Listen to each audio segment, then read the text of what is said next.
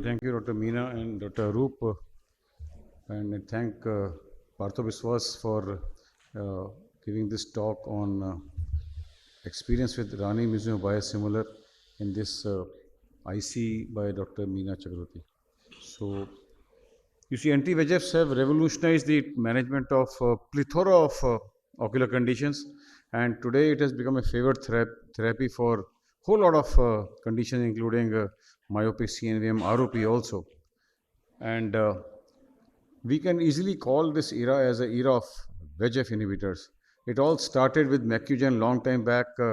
In fact, Macugen is now no longer available.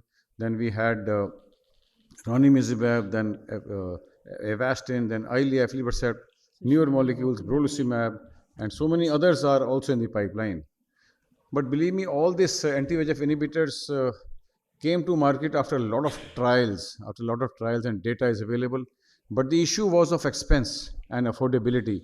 You see, this when Ranibizumab entered into the market, it was costing actually more than a lakh of rupee and $2,000 for single injection. Now, because of competition, the costs have definitely come down, and companies are today offering a lot of schemes also. But believe me, it is still expensive. Still expensive. Why? Because considering the chronic nature of disease, believe me, we are not treating the disease per se. It is not one-time treatment. It's a recurring treatment month, every 4 to 6 weeks. And this increases the treatment burden.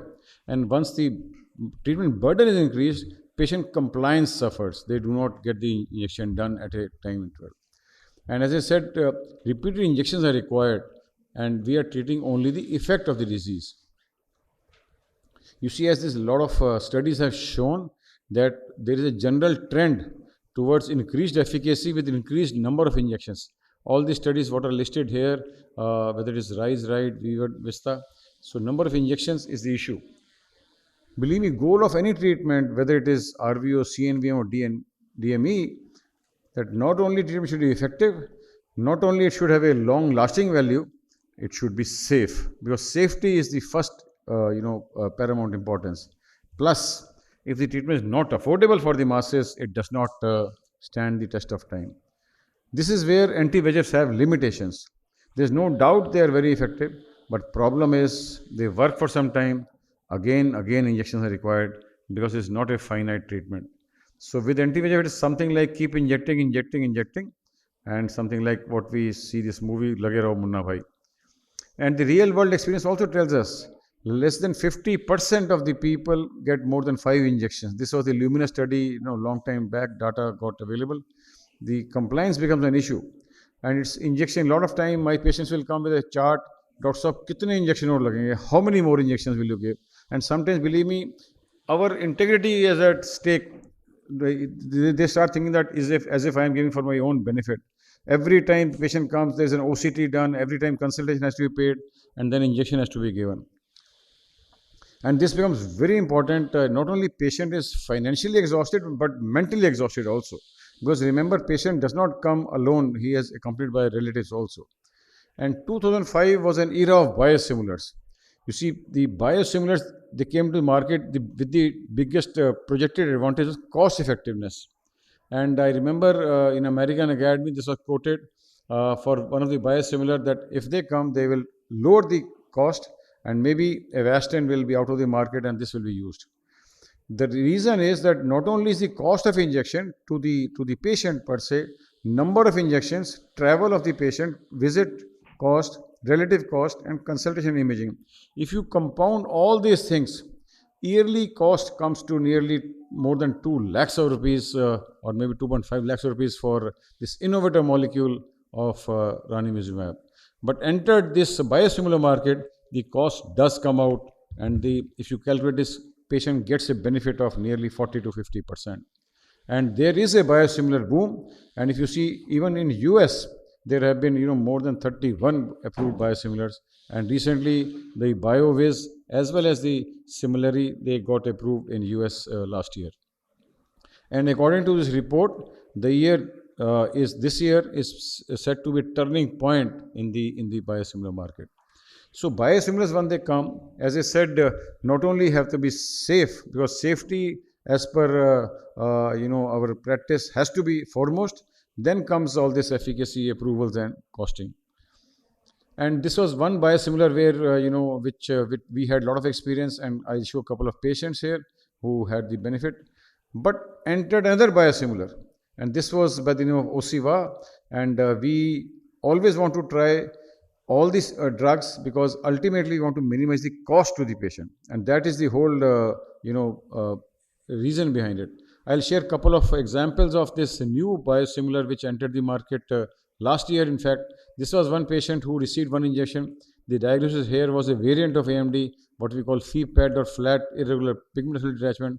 Vision patient got maintained. There no adverse effect, no vitritis was noticed. This is another patient of proliferative diabetic retinopathy along with maculopathy. And you see this patient received this injection. The injection receipt was on 8th, and in one day, you see how much this got affected. And subsequently, this patient did maintain the central macular thickness of 78. We started with 407. This was another diabetic patient, left eye. This patient had evidence of traction also, as is seen in the OCT, plus his OCT was very high, more than nearly 500. And this patient did get this injection, and we ultimately did vitrectomy also. So this patient had element of traction also, but a very happy patient at the end of it. The vision improved from 6/60 to 6/24, in fact, now at the last follow-up. This was a patient of ARMD, CNVM, wet kind of ARMD, and you notice this central macular area where you have, type 2 CNVM with thickness of nearly 200, and this patient received an injection, and on the first day itself, there was some effect, and then subsequently, if you notice, this shrimp material has got organized, and the thickness was around 98, and vision was 6/24. This is another diabetic patient actually landed up with NVG and had rubeosis iridis also. This patient, we gave this injection on 20th, and this patient, you see the miraculous response from nearly 759 to less than around 300. And this patient ultimately had vision of 6/36. You see, gaining 6/36 in a patient of NVG is a very good. Subsequently, however, this same patient received another injection of because he had a rebound, and again second injection was given, and this patient responded nicely. So till date, we have used around 32 patients, but here I am presenting data of 17 injections because the follow-up is complete only in these, and this bar diagram shows the pre and post effect, but this is more illustrative, the mean visual acuity from 0.6 to 0.61. And this subfoveal thickness in these patients, pre-injection and post-injections have been tabulated here for this subgroup of patients, and this is the effect in the subretinal thickness. So thus to conclude by saying safety, efficacy, and approvals costing, all this, biosimilars have to go through this process. And for me as well as for the patients, biosimilars are a delight. In fact, they are a savior for both patients and doctors, and they do result in cost reduction for the patients. And is it only the cost which we are asking for? It's not only a cost, but it's a comparable efficacy to the innovator molecule or the principal molecule plus the safety. And what we lack today in this country is data, because data ultimately will convince everybody about the usage of this biosimilar. And this becomes relatively more important if you realize the magnitude of the problem this country may face. Today, the anti-VEGF market is more than 1 crore of patients who require these injections. So if somebody else is paying, like panel patient or CGHS, it does not matter to the patient. But if patient is paying of its own pocket, all these issues become very, very relevant. So where are we now? My take on this is it's now a race to win the money pot, because a lot of these companies, are promoting strategies like Eylea for you or port delivery, and more biosimilars are entering with a lot of promises. But choice is all ours only. How do we use it? How do we, make it affordable to the patient? But believe me, we should consider economic factors and use this agent judiciously. And biosimilars are as efficacious as innovator molecule, and sometimes we interchangeably use also, because aim is that we have to give maximum benefit to the patient. ultimately it's going to be a price war between all these biosimilars which are entering or which will enter in the market, and we have to utilize them for the maximum benefit of our patients. Thank you very much for listening. Thank you so much. Thank you, sir, for that excellent presentation. I have a question for you. How frequently would you repeat the injections? How frequently? Would you repeat the injections?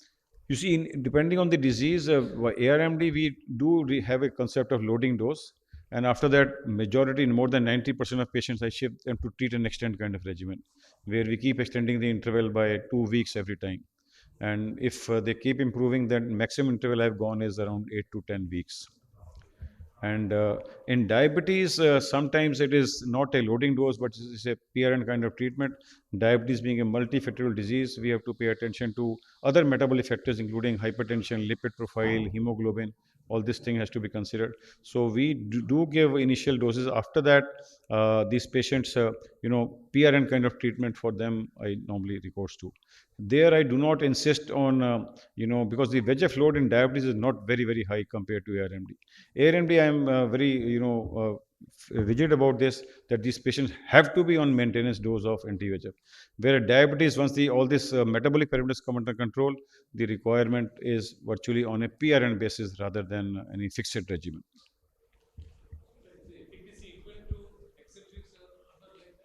Say it again. Efficacy is comparable. Efficacy is absolutely okay, and that's the reason we actually shifted from Avastin. The role of biosimilars ultimately will be to replace Avastin, which is a non-approved. But these biosimilars, whether it is this OCEVA, they have got FDA approval now. FDA of India, DCJ, has approved them, and that gives us confidence to use that. You see, Avastin is a good molecule. A lot of people still use Avastin, but Avastin cannot protect you in court of law, because it is not an approved molecule. Whereas this molecule, OCEVA, it has been approved by DCGI. So therefore, if efficacy is similar, to save my skin, I would definitely go for an approved molecule rather than a off-label molecule. Sir, please use the mic. The sessions are recorded. Please use the mic, sir. You can come onto the mic. No, you can ask. You can ask. Yes. Yes, madam. What is your personal experience of maximum number of injections in a diabetic as well as in any macular degeneration patient? ARMD, the record I have is 62. 62 injections I have given, and in one vascular block patient, I have given around 36. And how much duration? So in ARMD, as I said, 90% of the patients, ultimately they get every 8 to 10 weeks. In ARMD, or sometimes in ARMD, sometimes. Say it, 10 years or 15 years? Say it again. In your macular degeneration patient, within how many years you have given these 62 injections? 10 years or 15 years? Must be around, I don't know, I can't tell you, but around 7, 8, 10 years also. And in these patients have a very rigid schedule of follow-up. In diabetes, the number of injections are much less. Because you see, I scare these patients that unless you control, because diabetes is coming from the blood, in case they control all these things, the number of injections do tend to come down. And sometimes we add laser to these patients to make the treatment more finite also. It's not in diabetes. You see, and in ARMD, we are totally dependent on injections. In PCV, we are dependent on injections. But in diabetes, there are additional things like, systemic control as well as lasers are there. So number of injections in diabetes is lesser. Thank you. Thank you. Plus, there are newer molecules also coming up. Yes, madam. Thank you very much. I think I'll have to carry on with the session. Sir is available for discussion with you. He will speak to you. Thank you very much. I request Dr. Sushmita to come to the dais. Thank you, sir.